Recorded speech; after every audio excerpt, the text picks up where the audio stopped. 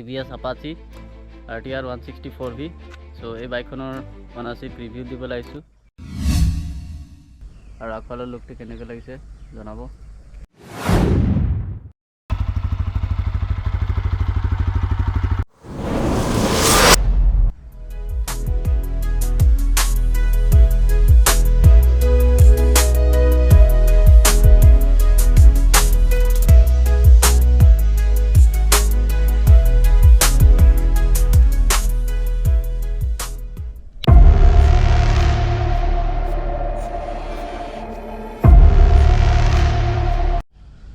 Hi guys, good morning সকলোকে। চ' স্বাগতম জনাইছোঁ মোৰ ইউটিউব চেনেল এণ্ড ফেচবুক। চ' আজি আহিছোঁ মই মোৰ বাইকখনৰ ৰিভিউ দিবলৈ, TVS Apache RTR 164V।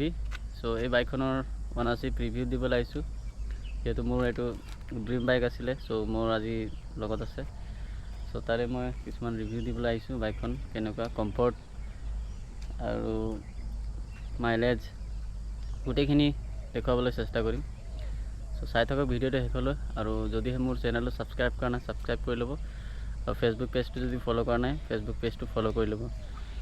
চ' গাইজ ব'লক ষ্টাৰ্ট কৰোঁ এতিয়া বাইকখনৰ কমপ্লিট ৰিভিউ দিবলৈ।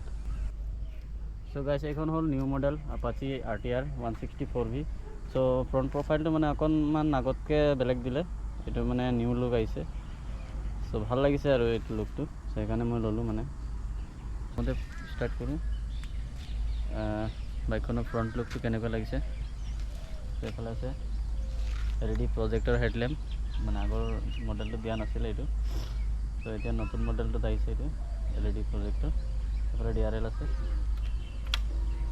দেখিবলৈ পাইছে DRL, আৰু লুকটো বহুতেই ভাল লাগিছে মোক। এইফালে আছে PSD ফক্স গল্ডেন কালাৰৰ, যিটো MT-ত আছে, MT লিখি দিছে, কিন্তু আগৰ মডেলটো দিয়া নাছিলে এইবিলাক। তো সেইখিনি মানে অকণমান চেঞ্জ হ'ল, সেইকাৰণে আৰু ভাল লাগিছে। আৰু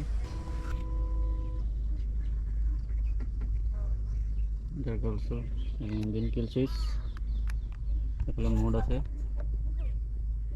sport mode, rain mode, urban mode, তিনিটা মোড দিয়া হৈছে। আৰু ইয়াতে কোনো ধৰণৰ চাৰ্জিং পৰ্ট দেখিবলৈ পোৱা নাই, মানে মোবাইল চাৰ্জ কৰিবলৈ কোনো অপশ্যন নাই। আৰু ইয়াত যিটো মিটাৰ আছে সেইটো অপাৰেট কৰিবৰ কাৰণে ইয়াত কোনো বুটাম নাই, সেইটো মোবাইলৰ লগত কানেক্ট কৰি চলাব লাগিব। চ' সেইটো মোবাইলত এপছৰ দ্বাৰা এইটো চলাব পাৰি। টেংক আছে 12 লিটাৰ, চিট কমফৰ্ট বহুত বঢ়িয়া, চিটটো ছিংগল চিট হয়। এইফালে আছে ডিস্ক ব্ৰেক আছে 270 mm, আৰু এইফালে টায়াৰ প্ৰফাইল আছে 90/90, 17 ইঞ্চ। আৰু এইফালে আছে ABS ডিস্ক ব্ৰেক, এইফালে ৰেডিয়েটাৰ আছে, এইফালে ছেফ গাৰ্ড দিছে। অকণমান ঢিলা আছে, ভালে আছে বাৰু, ঢিলা আছে। বেছি হাৰ্ড হ'লে কি হয়, কিবা লাগিলে ভাঙি যায়। চ' ফ্লেক্সিবিলিটি আছে। গাৰ্ডটো খালি ইমান ভাল দিয়া নাই, একদম দিয়া নাই আৰু নৰ্মেল গাৰ্ড দিছে। চ' গাৰ্ডটো লগাব লাগিব।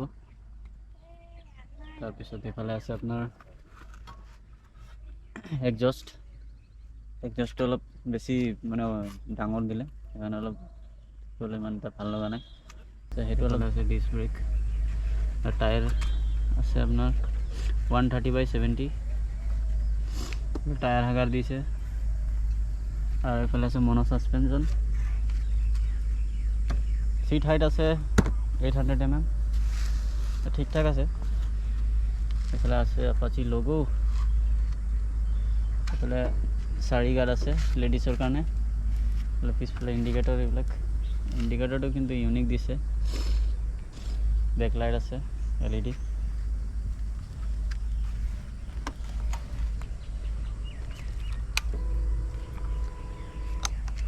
দেখা গৈছে LED।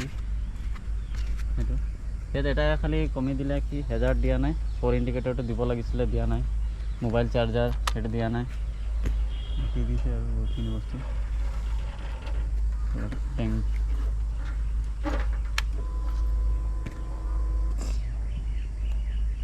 ফিউল আছে 12 লিটাৰ টেংক। এইটো মোবাইল হোল্ডাৰটো মই লগাই লৈছোঁ। সাইড মিৰৰকেইটা ঠিকেই দিছে বাৰু, মিৰৰটো খালি ইয়াৰ হেণ্ডেল যিটো আছে, হেণ্ডেলটো বহুত ৱাইড, মানে বেছি ডাঙৰ হেণ্ডেল দিলে। চ' হেণ্ডেলটো অকণমান সৰু হোৱা হ'লে ভাল আছিলে। চ' বাইকখনৰ লগত মানে এই দুটা বস্তু মোক ফ্ৰী দিলে।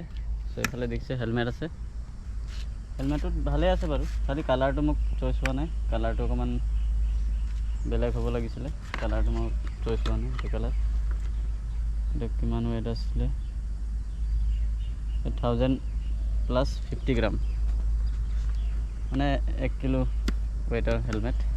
ঠিকেই আছে বাৰু, খুব কমফৰ্ট আছে হেলমেটটো। আৰু এইফালে আপোনাৰ দিছে লগতে এটা ৰুমাল দিছে, এটা কাপ দিছে,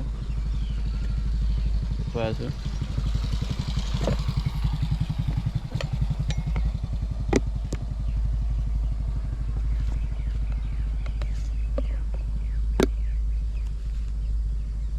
চ' সেইটো কাপ দিছে TVS-ৰ ফালৰ পৰা।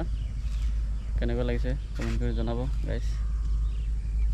চ' সেইটো মানে কি, প্ৰথম অনাৰশ্বিপ, মানে এইখন বাইক আহিছিলেহে 2 দিন হৈছে আৰু মই আনিবলৈ গৈছোঁ, মানে প্ৰথম কিনা কাষ্টমাৰ ময়ে হয়, সেইকাৰণে মোক এটা গিফ্ট দিছে আৰু TVS ফালৰ পৰা। চ' ভাল লাগিলে বাৰু, খালি মই ভিডিঅ' বনাব নোৱাৰিলোঁ, মানে মোৰ বেটেৰীটো বেয়া হৈ আছে। তো মই লগৰ এটাৰ পৰা বেটেৰী লৈ এতিয়া মই ভিডিঅ' বনাই আছোঁ। চ' আকৌ তাক ৰিটাৰ্ণ কৰি দিব লাগিব বেটেৰীটো, চ' সেইকাৰণে আৰু ভিডিঅ' বনাব পৰা নাই। মোৰ যিটো GoPro বেটেৰী আছে সেইটো বেয়া হৈ গ'ল, আৰু বহুত কষ্টিং আহি যায় বেটেৰীবিলাক, ইয়াৰ মানে এটা পাৰ্টছ বহুত দামী আহে GoPro, চ' সেইকাৰণে লোৱা নাই। চ' ইমানে আছিলে ভিডিঅ'টো। কেনেকুৱা লাগিলে কমেণ্ট কৰি জনাব, আৰু মোৰ চেনেলটো ছাবস্ক্ৰাইব কৰি ল'ব, আৰু ফেচবুক পেজটো ফ'ল' কৰি ল'ব, ইনষ্টাগ্ৰাম ফ'ল' কৰি ল'ব। চ' গাইছ, আগলৈকে ভাল ভিডিঅ' বনাবলৈ চেষ্টা কৰিম আপোনালোকৰ কাৰণে। চ' আপোনালোকে ভিডিঅ'টো যিমান পাৰে শ্বেয়াৰ কৰিব আৰু ছাপোৰ্ট কৰিব। চ' সিমানে, জয় আই অসম।